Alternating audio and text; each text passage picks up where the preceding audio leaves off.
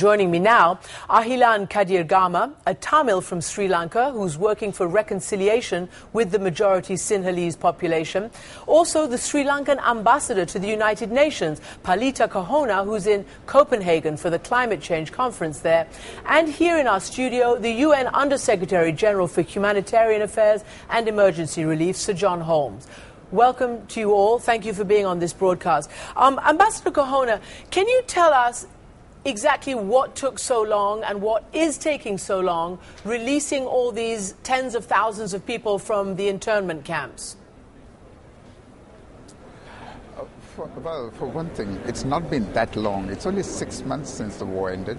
And in May, we had over 300,000 people pouring into these camps, which were run by the government in order to feed the people, provide them with shelter, and to provide them with health care. The children were even provided educational facilities. Now, almost 60% or maybe even 70% of them have returned to their own homes. At the end of last week, there were only about 114,000 still remain in the camps. Ambassador? And the government had told the rest that Ambassador, why was there no independent access? Why weren't people allowed to come and monitor the conditions in the camp? In fact, from the 1st of December, the inhabitants of these camps were told that they could go. Most of them refused to go, instead decided to stay on because they knew where the food was, they knew where the shelter was, and where the medical facilities were. Right. But we hope that eventually all of them will return to their homes. Well, let me ask you, Sir John, in charge of humanitarian affairs, what is the status there, and is this something that troubles the UN? Well, we were very frustrated for the first few months after the end of the hostilities because although it was legitimate to have the people in camps because they needed assistance and that's where they had to go in order to receive that assistance, they were not being allowed freedom of movement. They were kept in the camps. And also the release process. Why? Well, because I think there were security concerns which the government had. We didn't accept that they had to that extent those security concerns. We have made some recent progress. People have been given more freedom of movement from the 1st of December, and the process of releases has started. But it was a very slow process and very frustrating for us. And was there adequate access to those people? Did you have access while they were in the camps over the last 7 months? I visited the camps 3 times myself. There were times when the access wasn't quite as good as we would have wanted, but from the beginning, the UN and most of the NGOs did have that sort of access, so we could keep a track, and we were, of course, part of the assistance program to the people. Well, then, are you satisfied with the way the government treated all those people in the camps, and why is there allegations of human rights abuses? Well, it wasn't perfect, but I think the main problem was a lack of freedom of movement. And we've seen some real improvements in the last few weeks. As I say, we were very critical for a while. We were very frustrated. Now there's been progress. Now people are going home. As the ambassador says, probably everybody should be out by the end of January, and they have freedom of movement. And that's a critical point, that we didn't want to be involved in helping internment camps as opposed to normal IDP camps. Mm-hmm. Okay. Ahilan Kadirgama in London, you are trying to work for reconciliation and rights for all sides. How do you think this is going to happen now? It's now 6 or 7 months since the Tamil Tigers were defeated.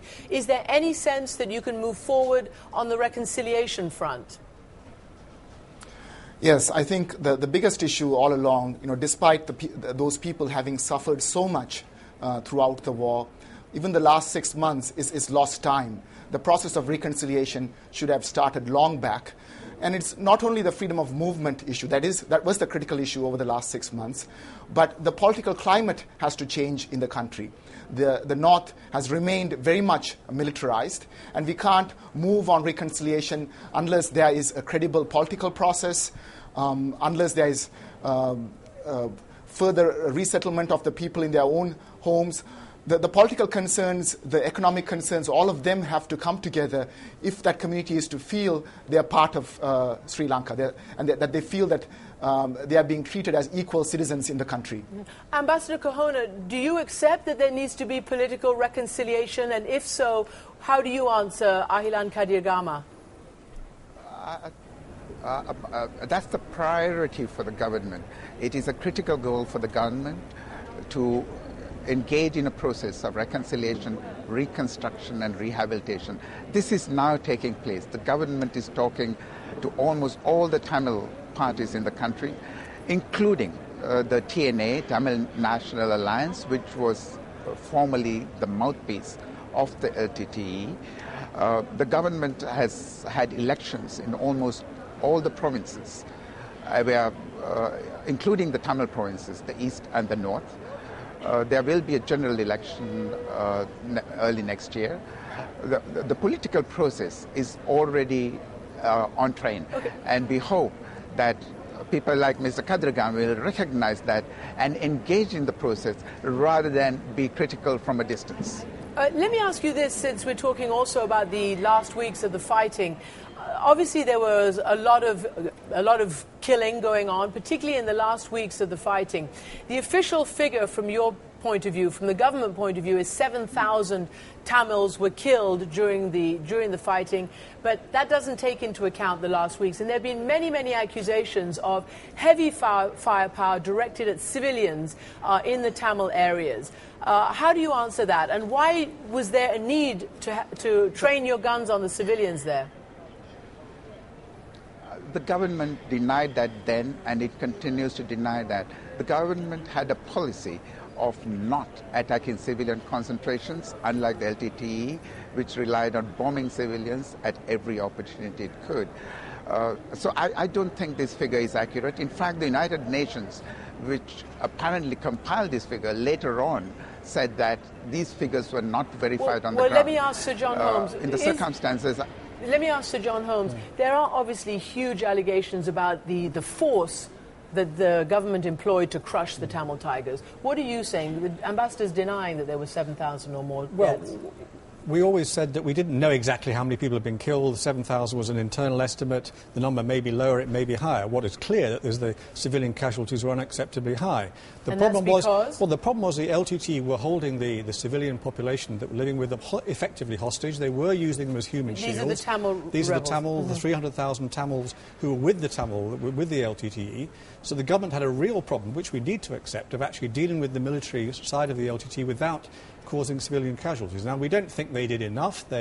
We encouraged them not to use heavy weapons, and we believe they still were using heavy weapons. But both sides, were committing violations, and we suspect that. There needs to be some inquiry into that, some accountability about that, and that's what we've encouraged the government to do. And there was shelling of hospitals and other such areas, church? Well, what you had, especially in the last few weeks and months, was, as I say, a very, very heavy concentration of the civilians, 300,000 being kept there against their will by the LTT, and a battle going on right in their midst. So it's not surprising there were civilian casualties, and that's why it's so important to respect the humanitarian principles in dealing with this. Now, can I ask you, Ambassador Kohana, because we're going to talk about the political process when we come back from a break, but first of all, there are obviously, the fact is that the leaders of the Tamil Tigers were gunned down. They were trying to surrender.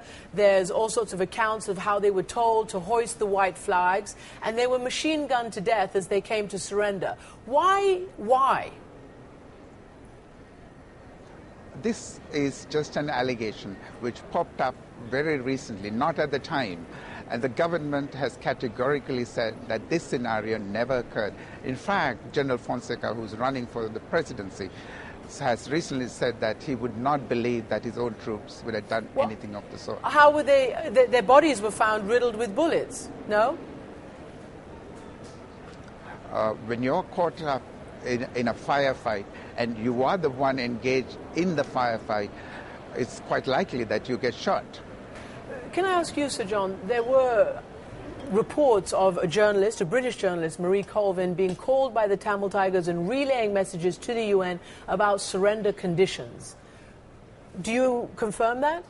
Yeah, there were definitely contacts with the senior officials in the UN Secretariat about some leaders coming out with white flags, and we relayed those messages on to the contacts we had. What we don't know is what happened then. I mean, there are these allegations. We simply don't know whether they're true. Again, it's another good reason for actually going for some kind of accountability process to prove the truth of these allegations or not. And why did the UN official there at the time not go and monitor the surrender? Well, we would have liked to do that, and we offered to do that, but it wasn't possible in the very confused circumstances. This was the last 24 hours of the conflict, and it happened very fast, and before anything else could happen, the conflict had ended and they were dead. Because the written article suggests that the UN official, Mr. Vijay Nambiar, said that he didn't need to go there. Well, it wasn't possible to go. Fighting was going on there and we weren't being allowed in. So I don't think that could have happened in the circumstances. He was in New York at the time.